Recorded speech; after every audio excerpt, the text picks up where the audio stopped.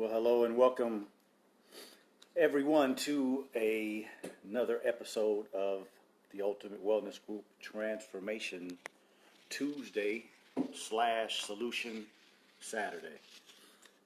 More than likely coming up soon. I will be getting back to Tuesday, so that's why I'm still saying Testimony Tuesday.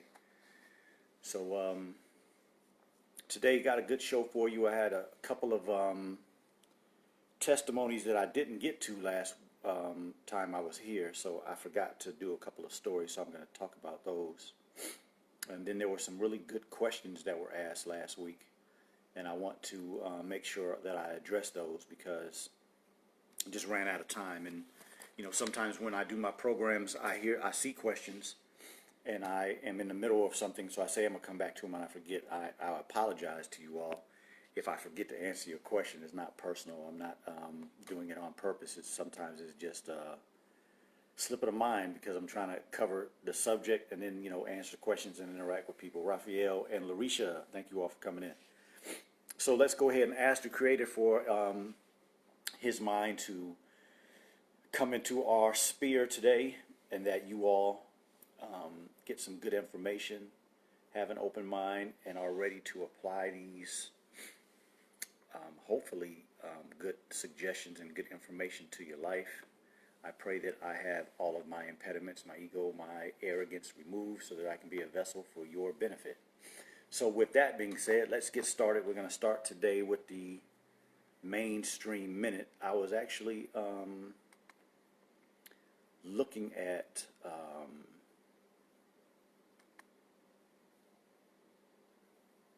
some information on sleep. And there was a article on MSN Health that was dealing with sleep, and there was also a Facebook article this week that was dealing with sleep, and so I thought they were both pretty interesting. So I wanted to deal with this sleep, and then we'll talk about why that's important. Fitbit's lead sleep research scientist shares his nightmare routine. So this was about sleep and going to sleep, and you know, things that people may have to address when they're trying to sleep. So I thought it was a pretty good article. I can't ever say that I agree with all of everything that I read, but one of the things that they talked about was sleep being interrupted or promoted by the right atmosphere, which is absolutely true. If it's too hot or it's too cold, of course that may interfere with some people being able to sleep, so that was a good one. Always I talk about, you know, caffeine. People sometimes, Cheryl X, thank you for coming in. Sometimes people discuss, you know, not being able to sleep at night, and it's sometimes hard for people to, Shirley X, thank you for coming in. And they talk about, you know, not having, having a problem of sleeping at night, but they don't consider the fact that you drink caffeine in the morning time, and that effect of caffeine is different on different people. For instance, if you drink coffee at 6 o'clock, 7 o'clock, 8 o'clock in the morning, and you're a very active person and you hydrate well, you drink a lot of water, you hydrate yourself after the actual coffee drinking, you could really eliminate most of that caffeine out of your body during the daytime. But if you're the type of person that doesn't drink a lot of water, isn't very active, very sedentary, drink coffee, eat food, and maybe drink coffee multiple times during the day, it's very possible that that caffeine could be in your body, in your tissues, in your brain for much longer periods of time and still interfere with your sleep. Alan Bowden, thank you for coming in. And then, you know, a lot of people associate drinking with being able to go to sleep, but, you know, the sugar aspect of alcohol puts a lot of calories in the body. And so sometimes, and I shouldn't say sometimes, all the time, you get a lot of sugar in the body, but also the way that alcohol works on the brain, it is a sedative. It does depress certain aspects of the brain as far as the conscious brain and the decision making and the memory and all those type of things, but it also activates some of the more animalistic or some of the more primitive aspects of our brain. So it doesn't necessarily mean that you'll stay asleep and have a good rhythm of sleep when you drink alcohol. So that's something that a lot of times people don't necessarily understand too well. Alan Bowden, let me know if that's better. Sean, thank you for coming in. Sean Muhammad. So That's why I suggest to people about alcohol and trying to have a rhythm of sleep. It's not necessarily the best thing to do. Avoid exercise after 9 p.m. And that's a pretty important one because exercise usually invigorates the body. And so if you want to go to sleep, you really don't want to invigorate your body prior to, going to sleep. You want time in between your workout or any type of activity before you go to sleep. Although some of us may remember sometimes where you work out so hard and once you get to the couch or once you get in the house to your bed, you get a nice little rest, and that sometimes is true. But in general, you typically won't have too good of a sleep once you finish working out. Zambezi, thank you for coming in. Now, this one I disagree with at completely. Take melatonin when you feel restless. First of all, melatonin has to be taken into the body, and then it has to be transformed into other products in order to produce sleep. So taking melatonin when you feel restless is not going to help if you're restless on your way to sleep. But the other thing is also that foods like navy beans and raw milk will give you the precursors to all the things that you need to produce the right sleep. So I would say stick with the food and not the supplements. And then, of course, they say here tracking your sleep will give you good ideas. I wasn't necessarily too much into that because at the end of the day, if somebody's tracking your sleep, it would be better if they were tracking your sleep like another person tracking your sleep. But if a person is trying to go to sleep and every time you wake up you're trying to document what happened or what you were thinking about or what you think the cause was, that might promote you not being able to go back to sleep. So I don't necessarily know if that was the best. But Sharon Crockett, thank you for coming in.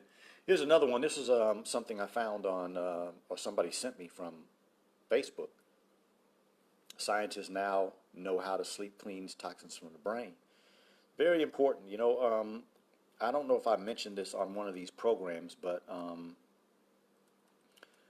read something or heard something or listened to something not too long ago where they were talking about the Amazon jungle and that scientists are finding typically every other day they're finding a new species of plant and or a new species of animal.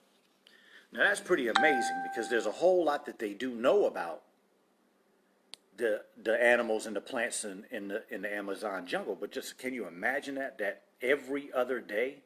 So that means after each year there's another 180 approximately new plant species and new animal species or insect species that they're finding out in the jungle. Now, why am I saying that? Because it's very similar to the human body. It's like almost every day if you go into scientific news, they're finding out new and new things about the human body. Why? Because there's so much about it that we don't know. And so for people to act as if they're, such experts, there are some things that we can be experts on, but everything about the human body can be studied in more detail and in more depth because there's just so much about it that we don't know. And so in this article, talking about scientists now know how sleep cleanses toxins from the brains, it's amazing that the more and more you look, every time you uncover something, there's much more that you have to uncover. And so I just wanted to go over this real quick to kind of talk about what this article is talking about. It's saying that during sleep, your brain, of course, shuts down, right? We have this activity called REM sleep. It's called rapid eye REM sleep, rapid eye movement sleep, and that's when the brain is literally going through all of the activities that happen through that day. And some of you who have children, you know what I'm talking about. You put your children to sleep, and when they're sleeping, you actually see their eyes moving. Without, even though their eyes are closed, you can see through their eyelid that their eyes are moving, right? And sometimes you see your child's hands move like that while they're asleep, or you see their feet jump. They are going through all the things that they did through that day. It's happening very quickly because the mind is going through the day and trying to figure out what is necessary to be in the forefront of the mind, what is insignificant information that just needs to be in the recesses of the mind, what is associated with an emotion, what is associated with this and that and this and that. All these interconnections that happen in this beautiful mind is occurring in the brain. Now, when you start going into the deeper sleep, into the other cycles of sleep, the brain activity decreases. In that REM section, you have a lot of brain activity. And so what this article is talking about is like during that REM activity and into the other aspects of sleep, there sometimes is neural activity, meaning your brain is functioning, not in an awake cycle, but in a sleep cycle. And then there are aspects of sleep where that activity goes away. And they were saying that as that activity goes away, you have a rush of cerebral spinal fluid over the brain, which cleanses toxins and decreases the future possibility of having memory problems. Now, the word dementia is a generic term for memory problems, right? Most of the time people will say the word Alzheimer's, but Alzheimer's is a very specific type, as there are other types. But for the sake of this article, we're talking about cerebral spinal fluid. So that's this fluid here, the kind of grainy looking bluish stuff that's all around. That is the cerebral spinal fluid. Now, if you look in all these little crevices, all these little cavities and all that, that's where cerebral spinal fluid runs. All those little lines in between these aspects of the brain, that's where cerebral spinal fluid is running. So what they're saying is that in all these different crevices and all these different pockets all over the brain, that at night while you're asleep, that cerebral spinal fluid is having like an extra, if you can consider like the ocean. So it's like an extra waves are sent through these areas of the brain that help wash out toxins that have accumulated with our daily mental activity. And so they are saying that that sleep and that aspect of the brain being washed will decrease the toxicity and the what we call the in a situation like, or specifically about Alzheimer's disease, there's this substance called beta amyloid that gets built up into the brain, and it literally is like some type of gooey substance that holds these nerves together and pulls these nerves together so that they don't function correctly. The neurons are not sending the electricity or the waves through those nerves in the right way, and so over time you have decreased functioning, but you also have death of those nerves. And so if you're cleaning away all that sticky stuff, all of that beta amyloid and all the other toxins that are left in the brain, then that brain should function well longer periods of time, so you won't have people excuse me, getting older and having all these memory problems, right? So I hope that makes sense today. Y'all let me know. Aaliyah, thank you for coming in, because I thought that was pretty interesting. Both of those articles are pretty good articles because they were really just talking about not necessarily scientific, like we talked before, how to decipher some of these scientific articles, and when they're trying to say this study said such and yada yada yada. These ones were really just talking about some doctors that were actually just doing some, I would say more kind of just observing what the body does in certain situations. And a lot of times when that type of situation is happening, we can learn a lot from that. And as I said earlier, it can also open up a lot more things that we can learn. Okay, so let's get into some good questions that somebody asked me. Oh, I take that back. Wait. We got to deal with the other testimony. So, of course, the last one, October 15th, we were discussing specifically testimonies from, my experience and people that I am working with, their experience with how to eat to live. One that I left out was a lady. I was called by a friend of ours, a mutual friend of me and this lady. I went to the hospital to see her. She had had a heart attack, and it was approximately a 10-year anniversary of her having her first heart attack, which she had CABG surgery, which stands for CABG, coronary artery bypass graft. That's when they take the vessels out of your legs and they put them on your heart. And so she had that surgery approximately 10 years earlier when she had her heart attack. And so on this 10-year anniversary when she had a heart attack, she was in the hospital. She didn't have insurance. And so they were saying that they were going to send her home because there was nothing that they could do for her. Right? So here's an example of a heart vessel. You can see my pointer right there. You got a heart vessel. and let's say that it has a part of the artery that's clogged right here, and you can't get enough blood flow. And so they go into the leg and take out a blood vessel out of the leg, cut this blood vessel there, and then cut the blood vessel there, and then put the vessel from the leg in between there so that that blood can run from here to the other part without having to deal with that clogged part. So that's called a coronary artery bypass graft. Do it on the heart from the leg muscles. And she was basically sent home to be on hospice. Basically, they told her just go home and prepare to die. So when I went and visited her in the hospital, I told her that I thought she needed to leave the hospital as soon as possible, and then I would meet her at her house. I went to her house, we talked, took some navy beans, took some raw milk, took some vegetables, just to show her. I mean, she was very supportive of some programs that I had done, so I just went over there, took her some food. She probably could cook better than I did, but I just showed her, the right type of spices and all that type of stuff. Long story so short, Joseph Muhammad, thank you for coming in. In 1 year, this lady had a repeat of her angiogram, which is when they put the dye in your femoral vein in the thigh aspect of your leg to show the heart, and we can see how the blood is pumping through all of these vessels that I was just showing you these pictures of, right? So these heart vessels right here, right, the blue and the red, is what brings the heart its blood flow. So if you have a lot of plaque inside of your blood vessel like that, of course the blood can't travel, right? So that's why a person would need that that vessel from the leg. So the purpose of these vessels is in between the beats, the blood flow is going into that muscle. It's a muscle like every other muscle in the body. So these will supply that heart muscle so that it can keep doing its job, right? Now, they were clogged like this when they did the surgery. And when she had the heart attack 10 years later, that means they clogged back up again. That's how she had a heart attack.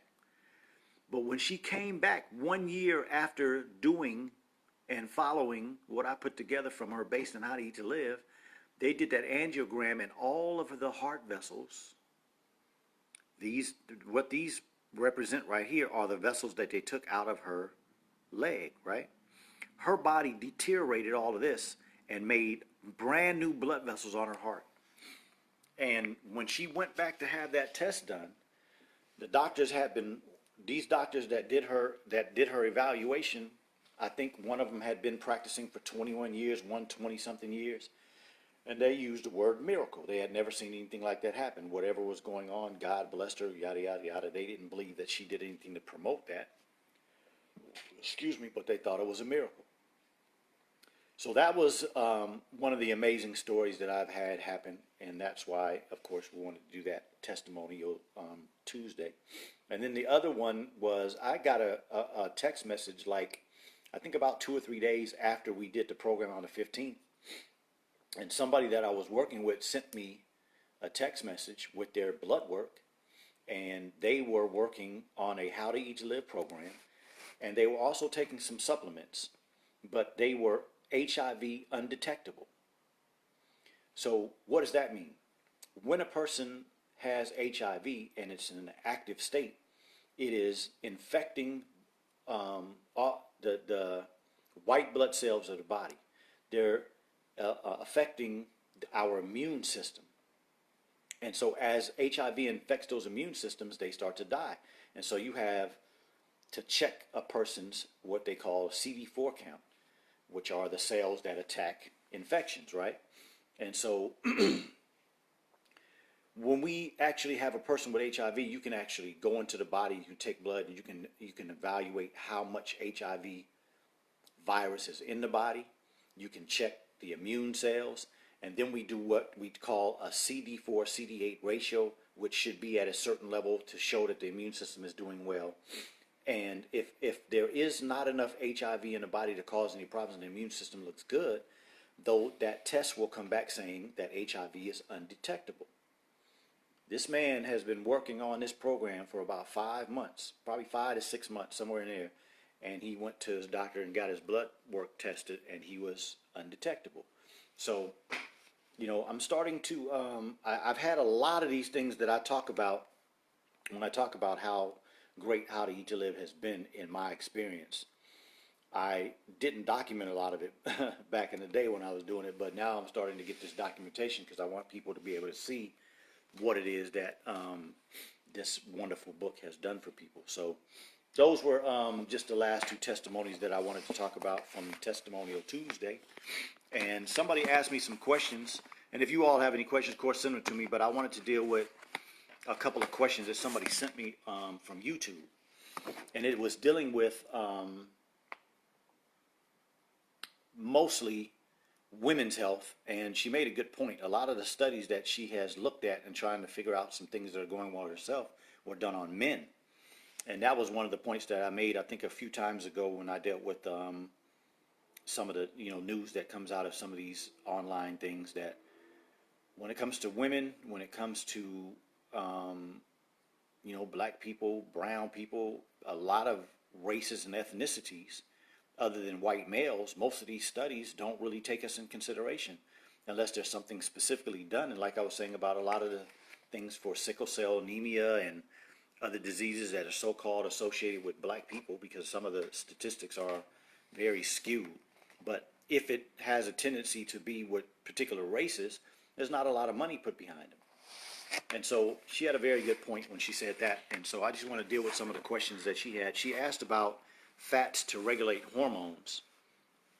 And yes, it's very important. I tell people all the time about how important fat is to the brain, but fat is also very important to how we regulate and how we produce our hormones. So it's very important. And of course, my perspective would be that the best place for you to get the fats for your body to produce its hormones correctly would be, of course, navy beans, raw milk, and avocados.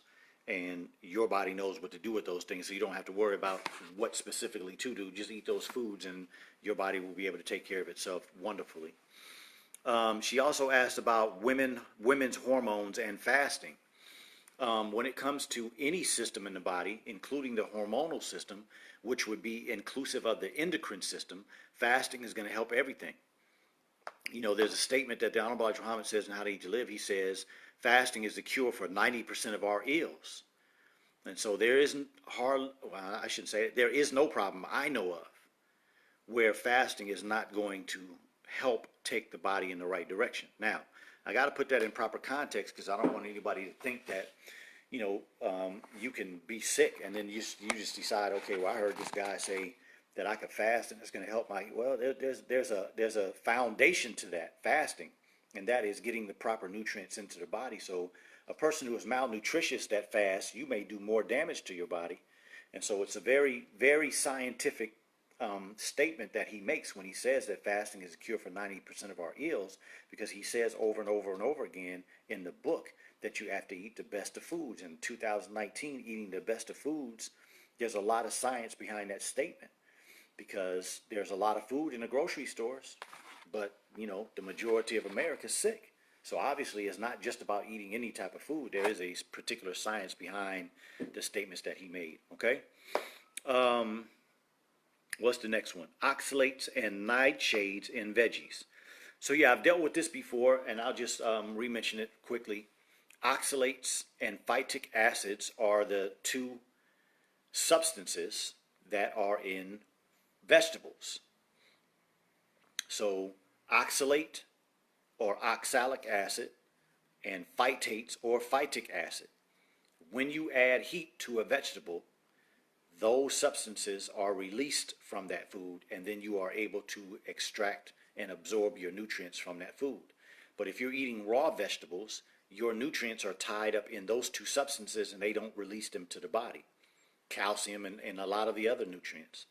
And so when it comes to leafy green vegetables like spinach and kale and all these greens that people eat, you don't get a lot from those foods because there's high levels of those oxalates and phytates.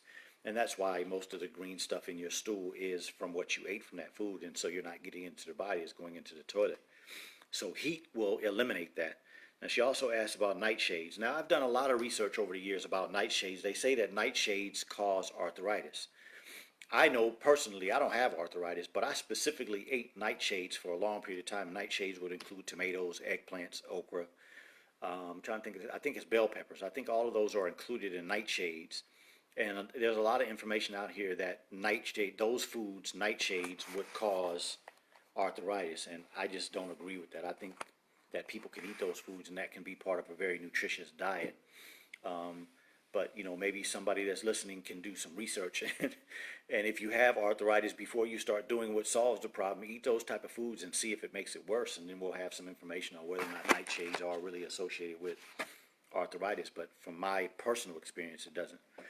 Okay, so the other thing that she mentions is that she has some some autoimmune issues, and I think she has a thyroid problem.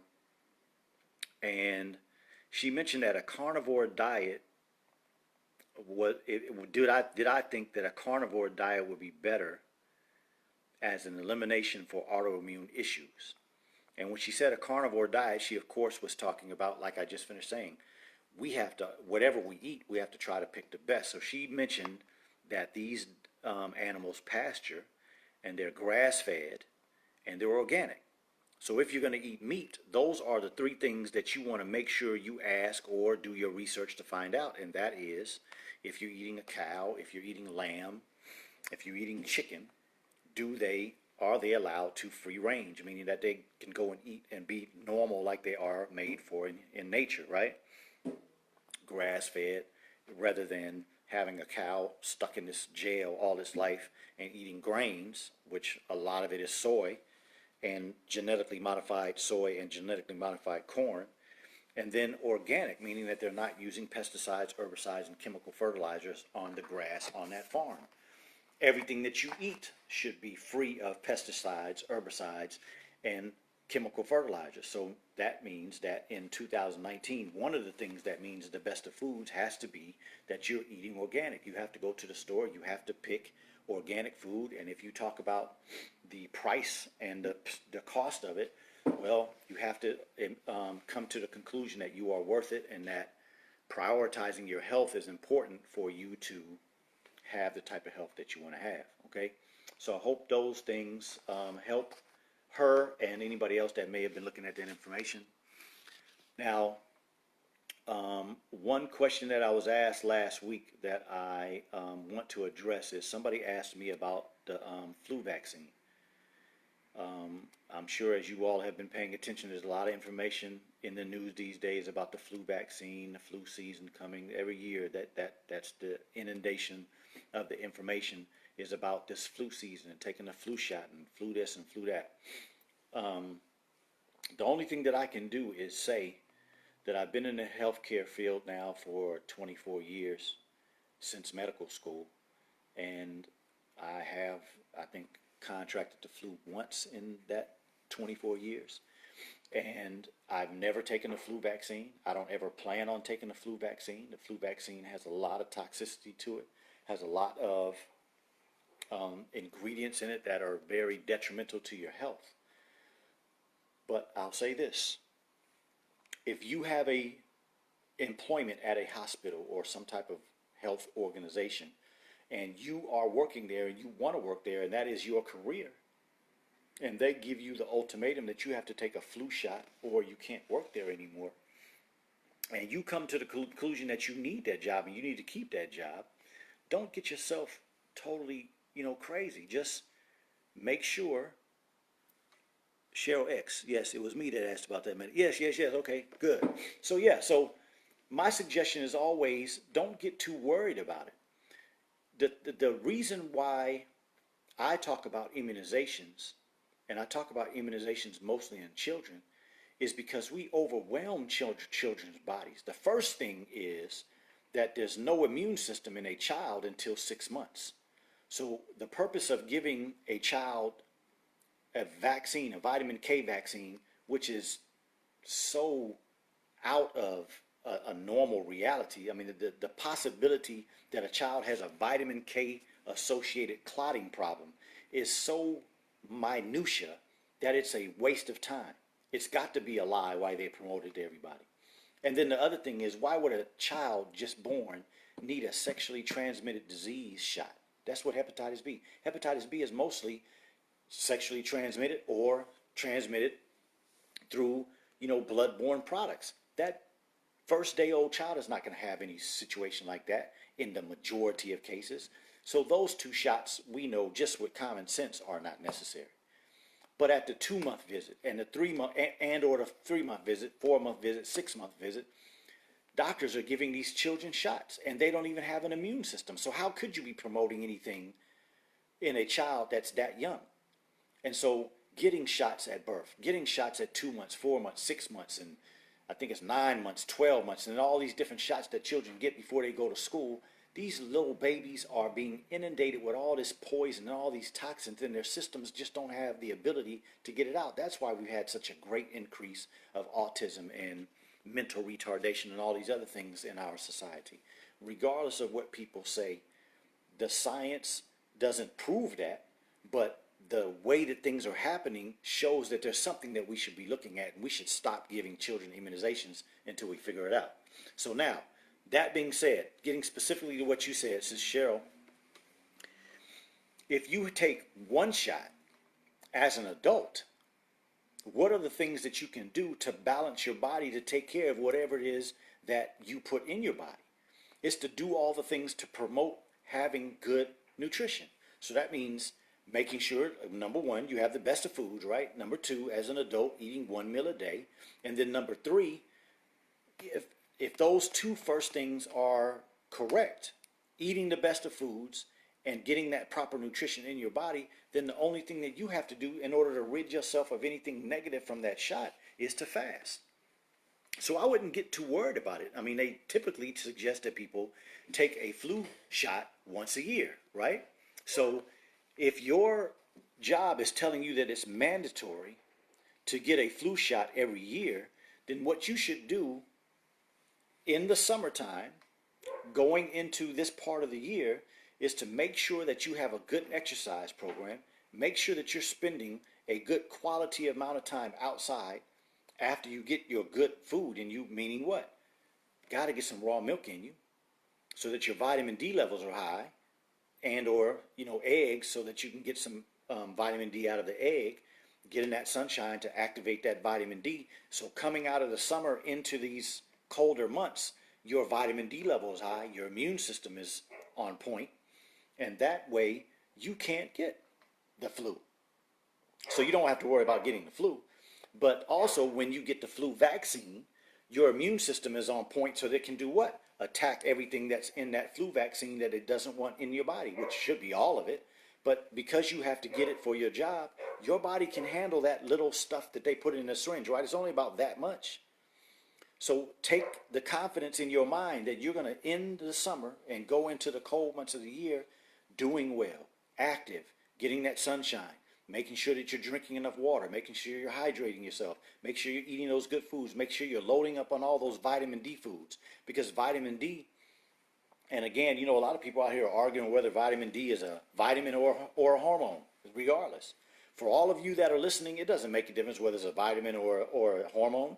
The reality is that you need to eat the right foods to get it in your body, and then you need to get in the sunshine to have it activated. It is a fat-associated nutrient, so that means it's going to be deposited in your fat cells. So it's going to stay in your body for a period of time. And so your body will be equipped to be able to get rid of all of that stuff that came into your body from the flu shot. So eat correctly, go on a fast. You get the shot, you say, okay, I ate right, I did what I was supposed to do, I got my vitamin D, I'm taking the flu shot on Tuesday. On Tuesday, I'm going on a fast. And I'm going to fast for 3 days, 4 days, 5 days, 10 days, whatever it is that you're prepared to do.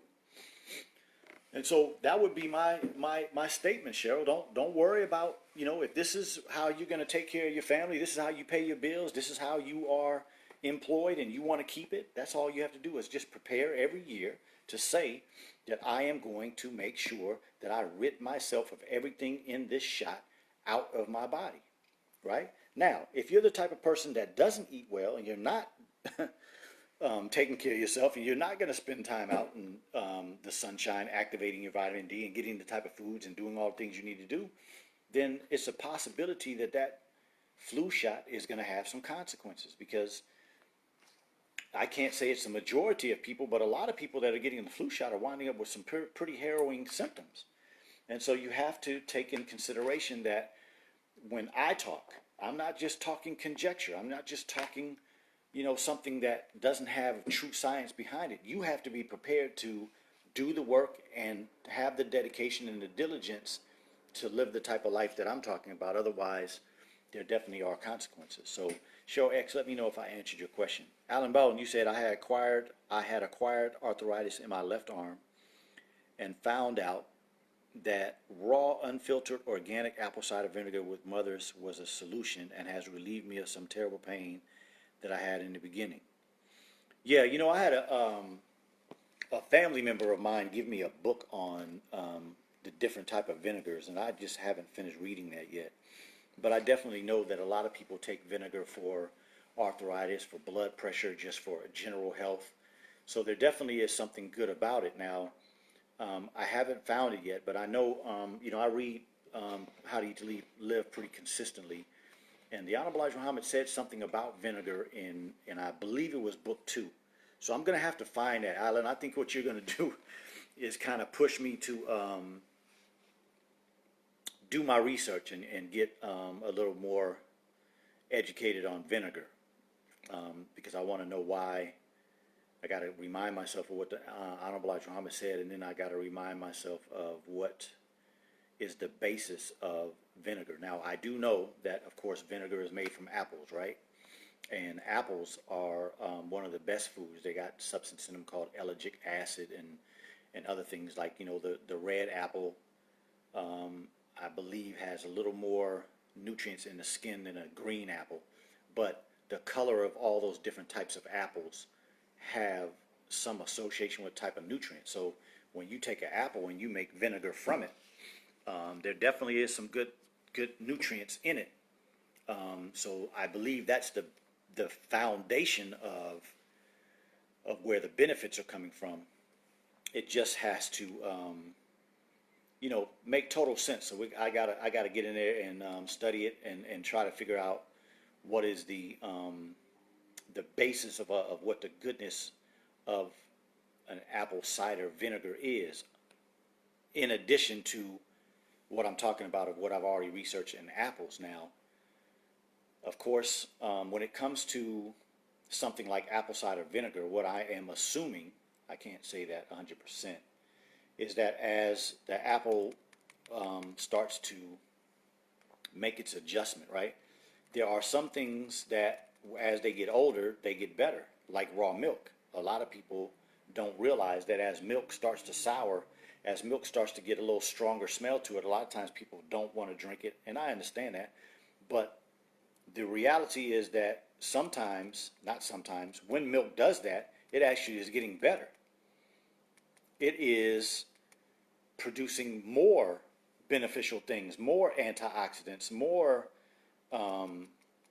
vitamin D and all those things as that milk starts to curd. And so I'm thinking maybe that's what's going on with apple cider vinegar, is as it gets older, it is actually producing a lot more nutrients in it. So I have to, again, Alan Bowden, I thank you for your good questions always, but I'm going to have to do my research and see. It was type 1 diabetes, insulin dependent, how are they advised to fast wisely? Okay, so that's a very good question. So as you all know,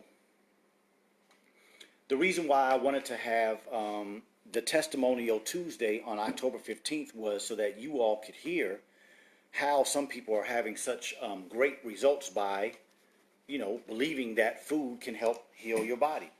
Now, I have had a lot of success with people with type 2 diabetes. I haven't had anybody that has committed and dedicated themselves to a program to solve a type 1 diabetes problem. I think it would be more difficult, but I think it's still possible.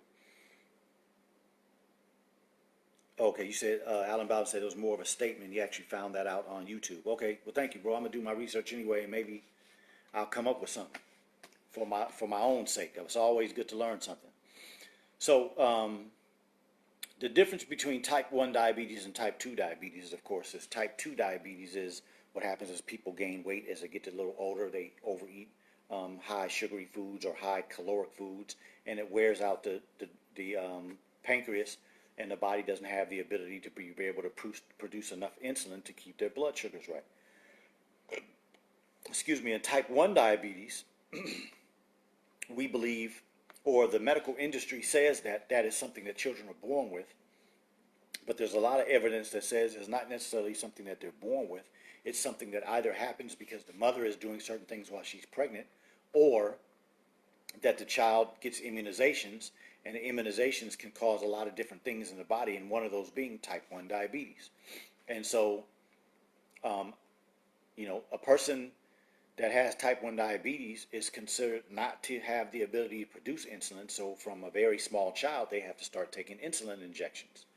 And so if a person has type 1 diabetes, their sugars are only going to go up still based on the foods that they eat. So if a person is given the right type of foods and they use the type of foods that don't have a high glycemic index, a high glycemic index is like if you took 4 ounces of, let's say, an apple versus 4 ounces of a piece of cake, the sugar index, as we all know, just common sense, right? The sugar index of that cake is going to be a lot higher, meaning what? It has a lot more sugar in it per whatever measurement that we're using, right? So a high sugar index food is going to cause your sugars to go up. Whereas if you eat foods that have a more of a balance of sugar, and there are a lot of other things in that food like fiber and other aspects, protein, amino acids, things like that, that help balance that, then you don't have a rise in your sugars very high. You have kind of an even flow, right? So we always say when it comes to diabetes, you don't want to eat foods that make your sugar do like that. You want to eat foods that make your sugar do like that and then come back to normal. So they want that slow kind of a slow rise and a go back down, a slow rise and go back down, rather than a real high rise and then sometimes a dive, because high sugars cause a lot of damage to the body, but when people drop their sugars and go too low, that can kill you. So we have to always have a balance in giving them insulin to bring the sugars down, but not too much to cause them to drop low, because the brain feeds itself on sugar. That's the main fuel for the mind, not the mind, the brain. And so if you don't have enough sugar, you have problems with the brain. So we definitely don't want that to happen. So we have to find that balance. And that's the difficulty factor in a type 1 diabetic. As a person fasts, as a person is trying to make the adjustments in eating the right type of foods, doing the right type of activity to keep the body using those sugars instead of them building up in building up in the blood, then it's a lot more difficult than a person who has type 2 diabetes, because there's most of the time a type 2 diabetic is still making some insulin, so it does help kind of regulate it some. And so that was a question from Diamond Malad. I hope I said her name correctly. And so her question specifically, I hope I made a distinct difference on what diabetes 1 and diabetes 2 is. But how would I suggest a person fast if they're a diabetic, whether they're diabetic type 2 or diabetic type 1? It would have to be based on the food diary. So most of the time when I work with people, the first thing that I do is I have them do a 2 or 3 week food diary. What's the purpose of the food diary? It has a lot of reasons, but the main one is so that I can look at what to eat, what is their nutritional value, how do they arrange their meals, do they eat meat, do they not, how do they kind of organize the meal through the day. Like, some people get up and they'll eat eggs and bread and, some type of meat and that kind of stuff, and then for lunch they'll have some type of a sandwich, and then dinner they're having other types of food. So if a person eats like that typical American diet, then I have to start trying to think about how to help them come from what they're doing and transition into something different. So in How to Eat to Live, the Honorable Elijah Muhammad says if you eat 3 meals a day, you don't want to go from 3 meals a day to 1 meal every other day. No, what you want to do is go from 3 meals a day to 2 meals a day, and then drop down to 1 meal a day. And then you can go further. Why? Because just like I've talked previously about people losing weight, right?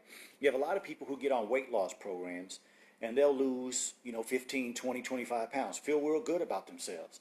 And then what does the body do? The body slows it down and you go on a plateau. What is the plateau? The body getting readjusted. The body has to make its adjustments. It has to do what it has to do to get back into a rhythm, back into a normal flow. If the body is 270 pounds overweight and your body wants to get down to 140 and you lose all 130 pounds in 2 weeks, your body's going to be in serious problem. Why? The fat holds on to a lot of toxins, so you'll be highly, extremely toxic. And the organs may not be able to handle all those toxins. You could kill yourself. Sometimes fasting and losing weight too fast is very bad for you. And so it's very similar in any other situation. If you're trying to improve the body from a perspective of what you eat and how the pancreas is working and how the intestines are working and how all the organs are working together, you have to give the body a chance to make its adjustments, lose weight, detox, whatever it's doing, and then it has to get to a place where it is balancing itself, getting back in control, getting back to an understanding of everything that it has to do, and then you can get back to doing some more things. And so that is what I would suggest in a person that has type 1 diabetes. Is the first thing we have to do is we have to look at what you eat. And when you do your food diary, you got to be very honest. You got to let me know what it is that you do so that I can get a good understanding of how your body is working. And then we have to figure out how much insulin you're taking. And then we have to start working on, okay, if we change this type of foods, what happens to your sugars?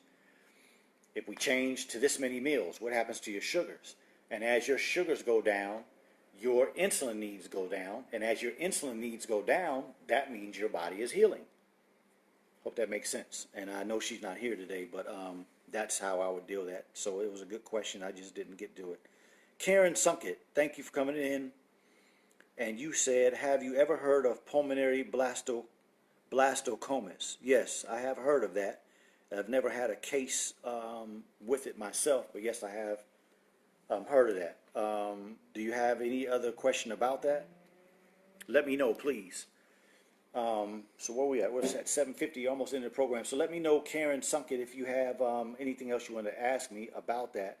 I know that's not necessarily a common issue, but are you asking me about whether or not I think that you can heal from that, or is that something that we could deal with?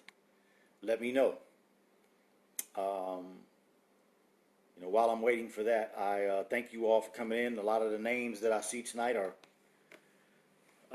regulars that always come back and support. I really thank you all. I have a couple of really good shows coming up. I have some adjustments that I'm going to be making, trying to improve everything, get everything to even more professional. So you all keep tuning in. We got a couple of shows where I'm going to have some guests.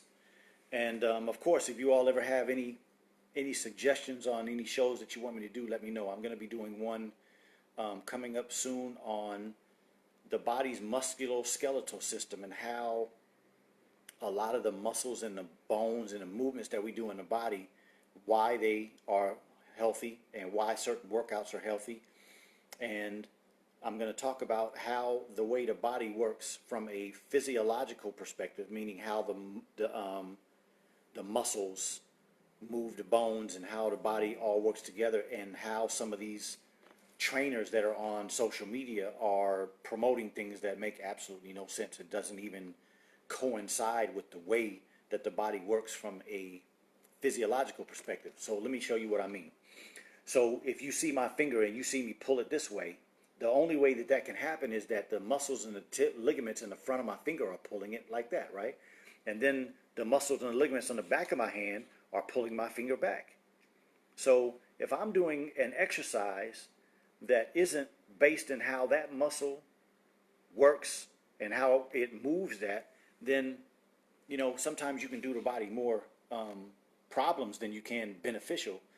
And one of the main things is when people are doing certain type of workouts with their back, they just don't make any sense. So it'll make a lot more sense when I do the program. So Karen Sunkett says, what would you do for this? Yes, can you heal from it? Yeah, well, the first thing that I would do is evaluate whether or not a person has what I would consider good pulmonary activity. The lungs are considered one of the only organs in the human body that self-cleanses. So when you wake up in the morning, you have to clear your throat, or when you cough, or you spit up something, or your nose drains, or you blow your nose, things like that. All of those are systems that are in place to cleanse our pulmonary system. So the pulmonary system starts from here and here, right? When you breathe in, the sinuses are made to do what? Clean the air. When you breathe in through your mouth, a lot of times you're avoiding the process of the sinuses and how they clean before you breathe into your lungs. But the point that I'm getting to is that that whole pulmonary system starts here. Excuse me, it takes a lot of hydration to make sure that the lungs are prepared correctly to be able to cleanse itself. Because we have what we call cilia down in our system that does like that. All they do is they're little hair-like projections that just move, pushing what? Everything up towards, like I just said, to spit out or to get rid of it, right? The lungs have a huge immune presence. There are a lot of immune cells and a lot of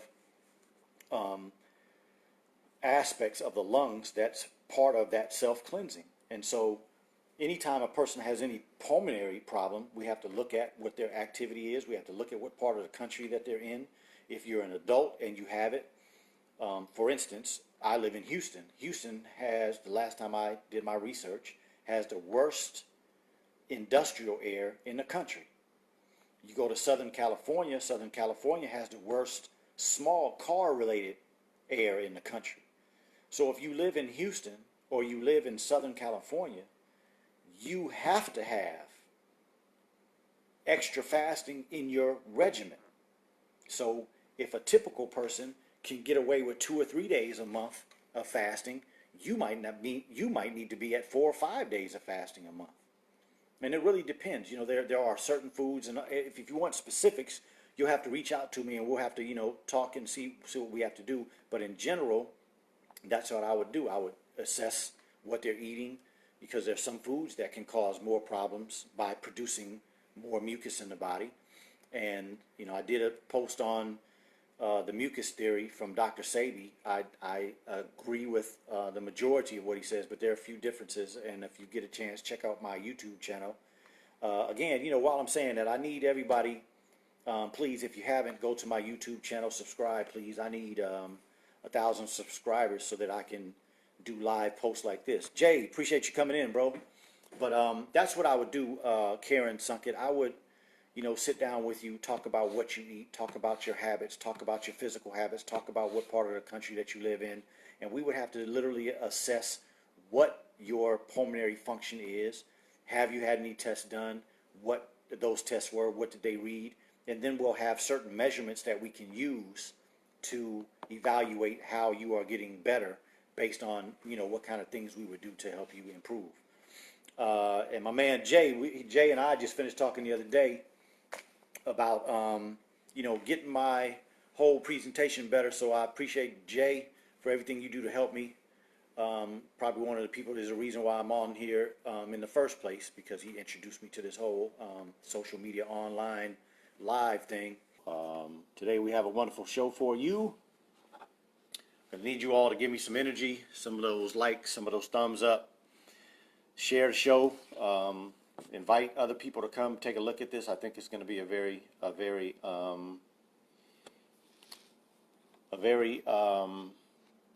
good show, because it's about people giving their testimonies. Alan Bowden, thank you for coming in. Appreciate you always supporting my brother. So let's ask the Creator to go ahead and give us the energy and the desire to learn. Roger Barnes, thank you for coming in. We ask him to allow us to have an open mind, gather new information, but also the spirit and the energy to apply these changes so that we can make a change in our life and not have the type of problems that we see in other people. And I also ask for the grace of God to help me remove my impediments, remove my ego, remove my arrogance, and please make me a vessel for your benefit. So let's get into it. Roderick, I appreciate you, bro. What I wanted to do, for those who maybe this is your first time hearing me speak, I want to just go through just a quick test of my own testimony of why we're doing today's program and what the foundation of today's program is. And then God say the same, those who are coming on the show, I will be able to bring them in and we'll do this Testimony Tuesday, okay? So, of course, I've told the story before about sitting with my mother watching a Nat Geo program. It was a cardiologist, I shouldn't say a cardiologist, it was a cardiac surgeon who was doing the surgery. I told my mother I wanted to be a physician on that day. She says I was about 4 years old. Etta Purcell, thank you for coming in. Good evening. So that was a lifelong mission, and by the grace of God, I was able to complete that mission, finish college, go to medical school, graduate.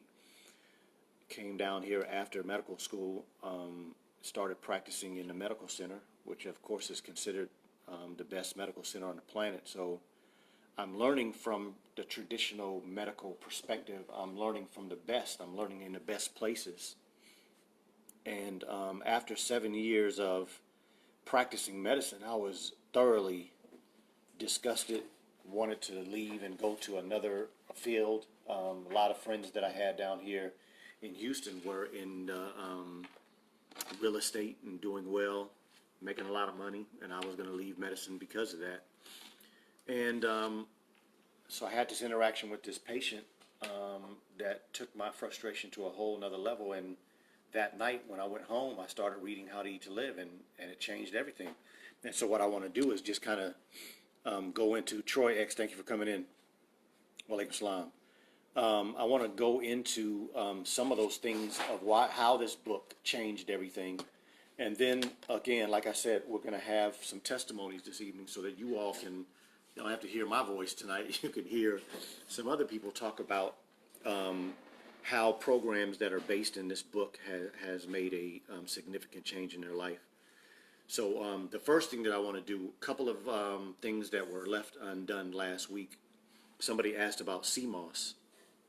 And even though the word says CMOS's foundation is from the ocean or seas, but it is,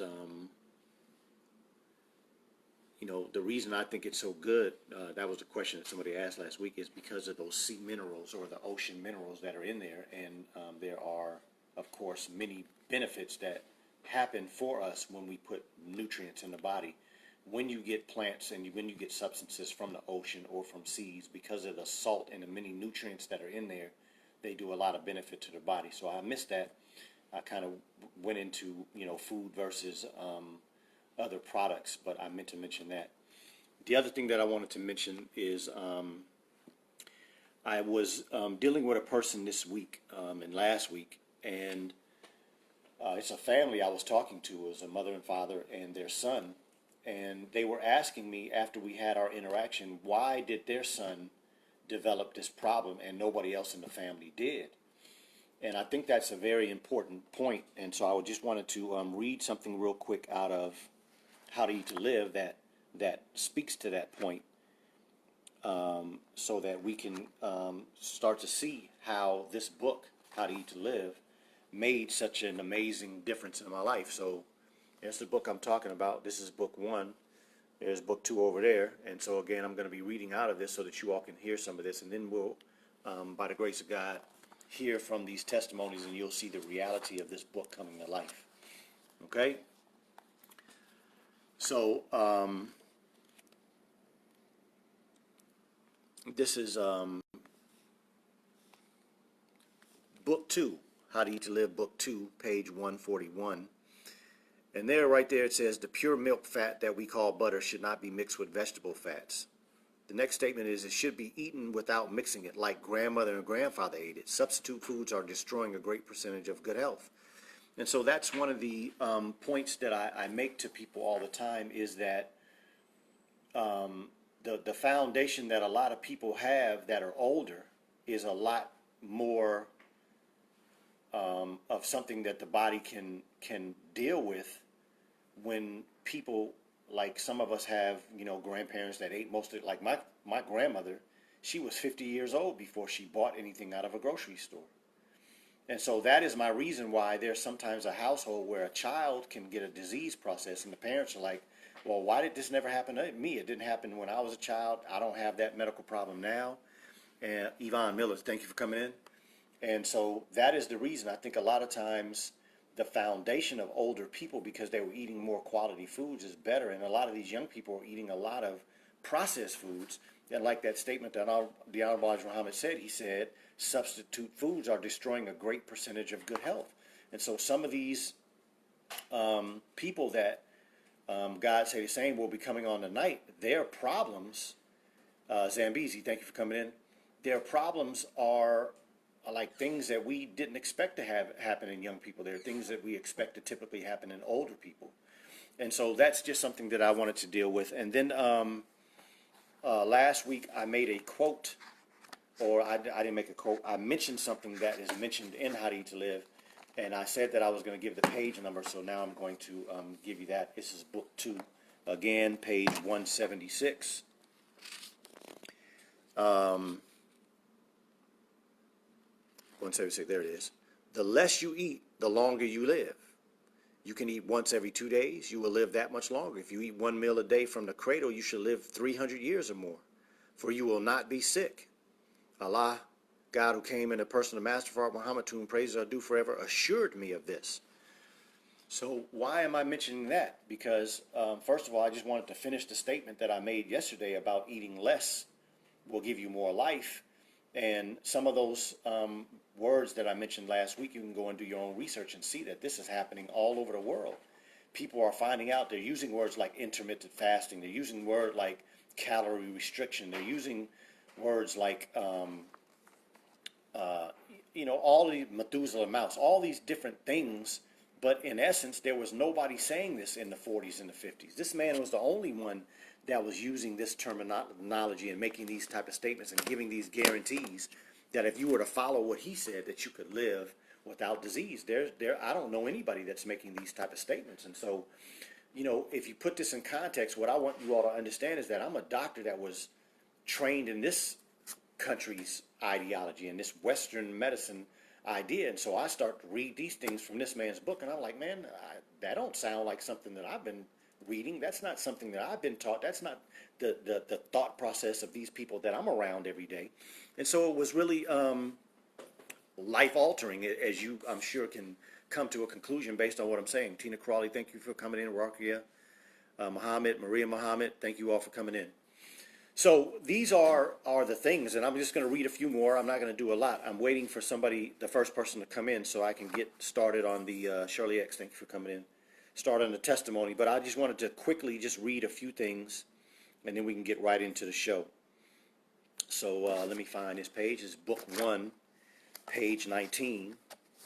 Right now, think again. Now, I'm a physician who's been out of medical school for about 7-8 years at this point. And, if we're honest, the medical industry these days, got a problem, give a pill. Got a problem, send to surgery. Got a problem, send to a specialist who gives you a pill or sends you to surgery. Very limited options for people, right? And then I start reading this book. Now, here's a quote that blew my mind. This is book 1, page 19. Put it in context. A doctor who was taught to prescribe. Fasting is a greater cure of our ills, both mental and physical, than all the drugs of the earth combined into one bottle or a billion bottles. Now, this is starting to grab at the core of what I learned in medical school, because I never heard anybody speak about fasting in medical school, not once, nor since. So, after you get out of medical school, you go into a residency program. Never heard any doctor in any hospital, in any lecture, anywhere tell me anything about fasting. So reading that right there as being a solution to the medical problems, including the mental problems, that is a profound statement for a person that has learned information from a different perspective, right? Okay, next. Now this is something that I quote all the time, and I really think this is a powerful statement, and is only, Xavier, thank you for coming in, is a statement that I think a lot of people would try to say, or what I said was, wow, this is a powerful statement, very powerful, and there's a lot of confidence that a person would have to make this. We must not be confused, I repeat, with the various advice offered to us from the modern day food and medical sciences. If you take their advice and try to eat all the different kinds of foods, cooked in their many different ways, at all different times of the day, and there are many different suggestions on how much you should eat, you most certainly will die. So, I mean, think about it. I mean, I'm reading this book, and it's changing a thought process that I was inundated with through medical school.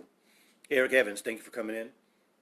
And this man is starting to put some different ideas, and then he says something like that.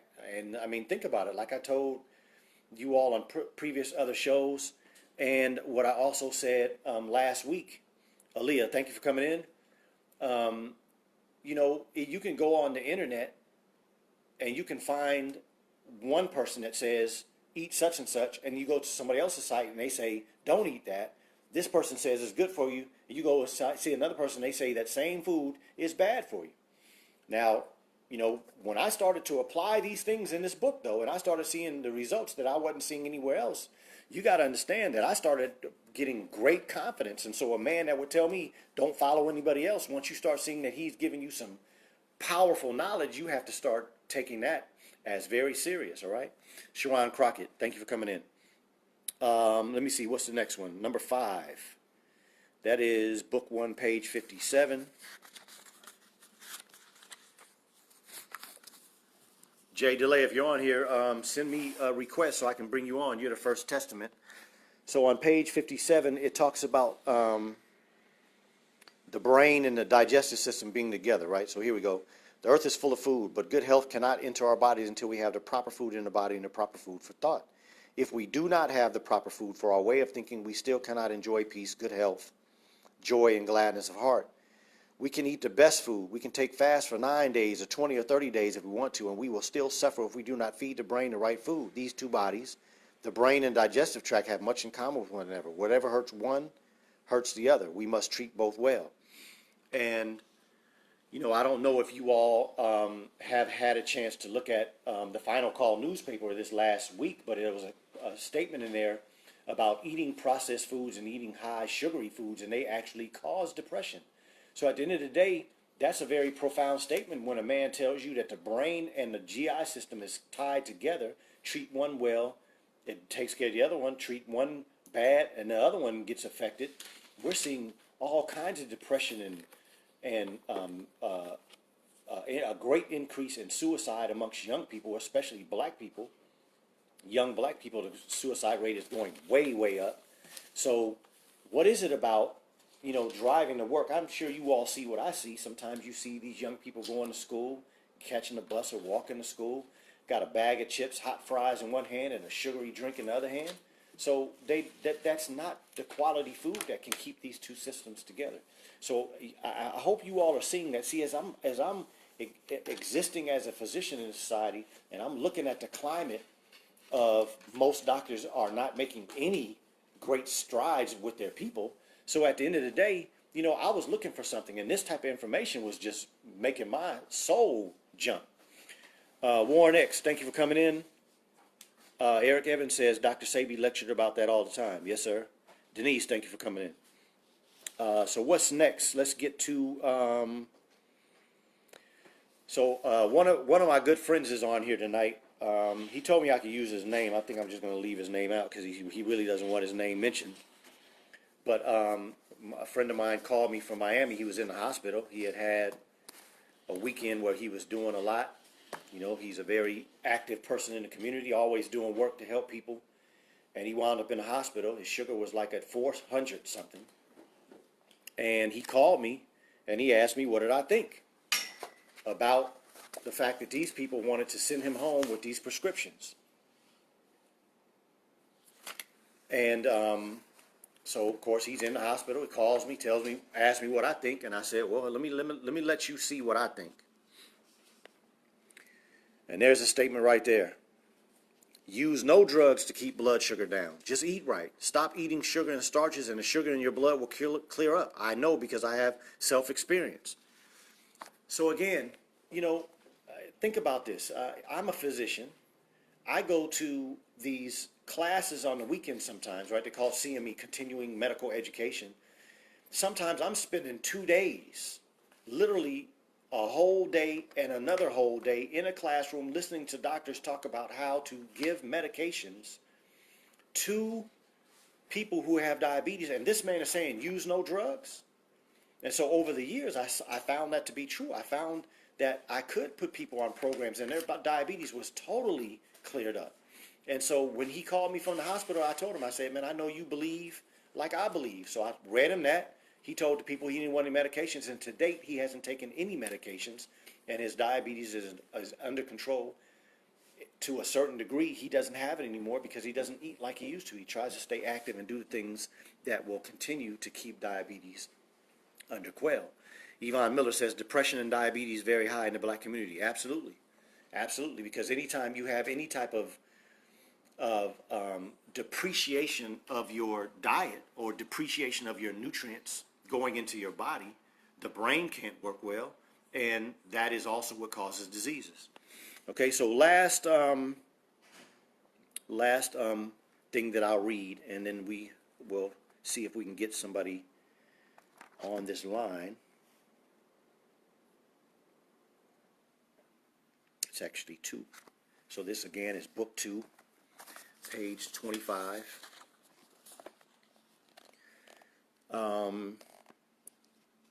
We must look at these words and teachings of how to eat to live in a more serious way. This is why we suffer so much sickness and disease. It is because we do not take how to eat to live in a more serious manner. There is no common sickness that cannot be healed by proper eating of the right foods. Okay, so I got my man coming in, Jay Delay. Give me just a second to read his last quote, and I'm going to bring you in. And so here's the last quote, and we'll get Jay up in here. There it is. Book 2, page 40. By eating one meal a day, some chronic diseases will vanish in a few years as they fail to get the poison that will keep them alive.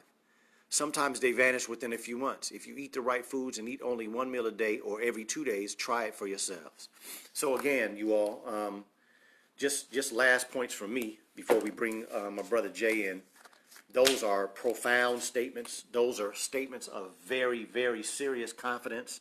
Those are statements that rocked me to my core, because I spent so many years in school. I spent so much money to get that so-called education. And then this man gave me a greater education in 2 books and a few hours of reading than I thought I had ever received in all those other years that I was in school. So that's what today is about that profound effect on me, and then the people that I work with and their profound work that they do and the results that they get.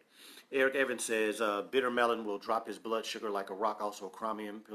Yeah, bro, Eric Evans, I appreciate what you're saying, but you know, my focus is not herbs. My focus is not supplements. My focus is teaching people how to do it through their food. When we learn how to eat the right food, we don't need supplements. We don't need herbs. We can use those at times when they will assist.